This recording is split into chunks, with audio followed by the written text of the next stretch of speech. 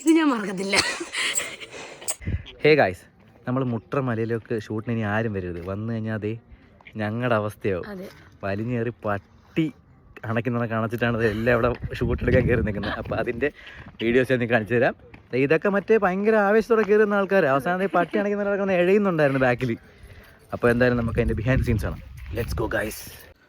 എല്ലാവരും വലിയ സന്തോഷത്തിലേക്കാണ് മല കയറാൻ തുടങ്ങിയത്. പക്ഷേ മല കയറാൻ തുടങ്ങിയപ്പോഴത്തേക്ക് എല്ലാവർക്കും ശ്വാസം കിട്ടാതായി. ഈ ഐഡിയ എങ്ങനെയുണ്ട്? പിന്നെ മുട്രമലനെ കൊണ്ടുവരാൻ ഈ മനസ്സ്. അതെ, എൻ്റെ ഐഡിയ പോയി. പണ്ടാണ് ശ്വാസം എടുക്കാൻ വരുന്നില്ലല്ലേ. അങ്ങനെ വലിഞ്ഞേറി മുകളിൽ ചെന്നെങ്കിലും ശ്വാസം എടുക്കാൻ ഇപ്പോഴും നല്ല ബുദ്ധിമുട്ടായിരുന്നു.